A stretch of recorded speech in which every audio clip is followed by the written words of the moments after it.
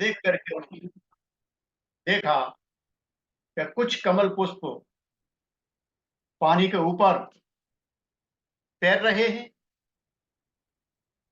कुछ पुष्प पानी की सतह पर हैं, कुछ पुष्प और पानी के नीचे हैं, कुछ पुष्प बिल्कुल नीचे ही जड़ में। और जड़ कहाँ है उनकी? उस पंख के अंदर है, कीचड़ के अंदर है। बुद्ध ने सोचा कि ये संसार भी इसी तरह का है। ये जो संसार है, ये जगत है, वो भी इसी तरह का है। इसमें भी कुछ व्यक्ति कमल पुष्प की जो पानी के ऊपर खिले हुए हैं, पूरी तरह से विकसित हैं, इस तरह की बुद्धि के होंगे। वो ज्ञान को जल्दी ग्रहण कर सकते हैं।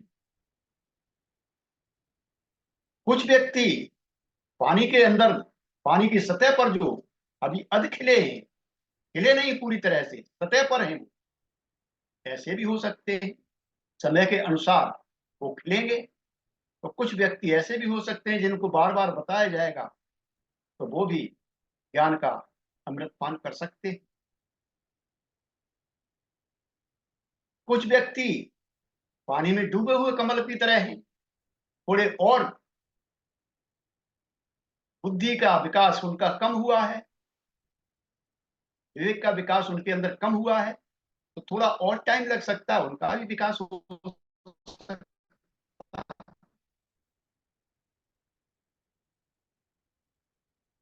और ये सकारात्मक भावना बुद्ध के मन में आई और उन्होंने फिर वहां पर फिर से संकल्पित हुए कि इस धर्म का जो मैंने पाया है, जो रास्ता मैंने देखा है, दुख निवारण के लिए, कलेशों से छुटकारा पाने के लिए, उस रास्ते को मैं जो है बाहर ले जाऊंगा।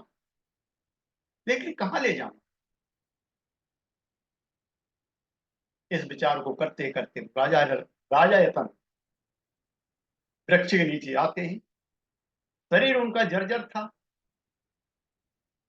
अभी खाना उन्होंने नहीं खाया था, क्योंकि वो जो ज्ञान प्राप्त हुआ था उसका आनंद ले रहे थे।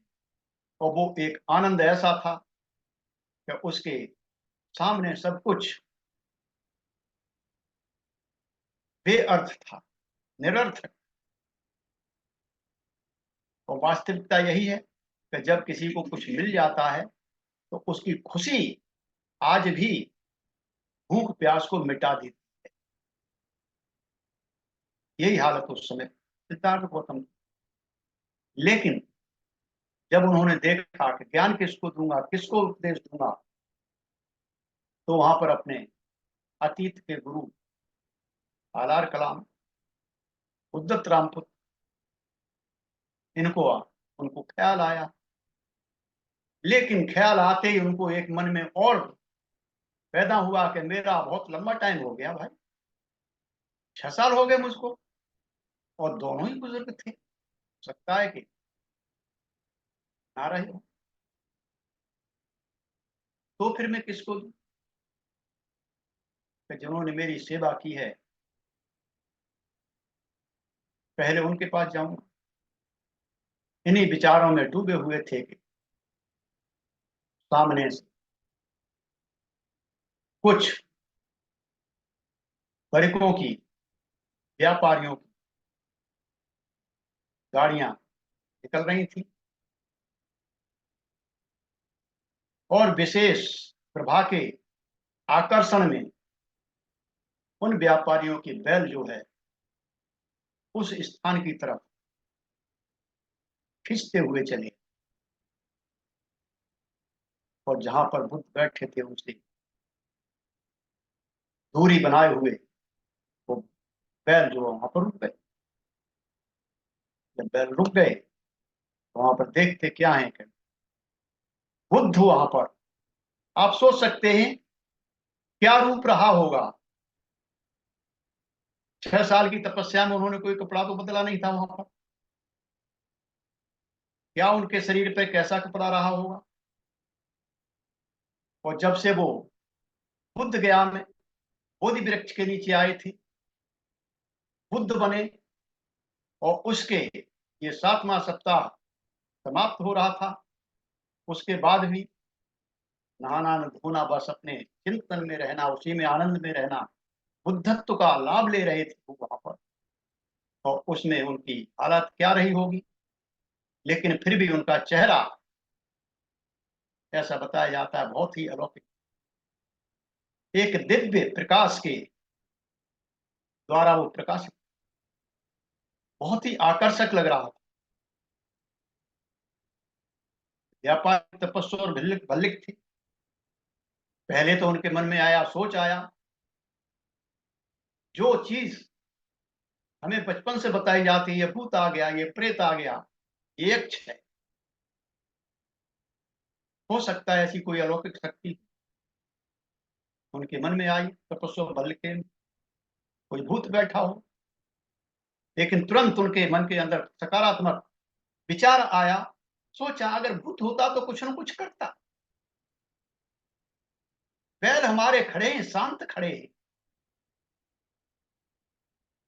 ये भूत प्रेत तो है नहीं, ये कोई अलौकिक शक्ति वाला ही व्यक्ति है। और धीरे धीरे अपने मन में धैर्य कर करके,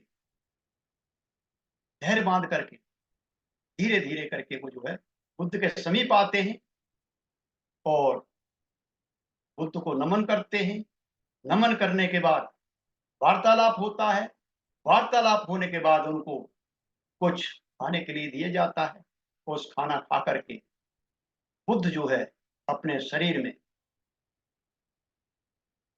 ताजगी महसूस करते हैं, और फिर वो जो है वहां अपने देशाटन के लिए, अपने उपदेशों को देने के लिए उस बोध गया से निकल।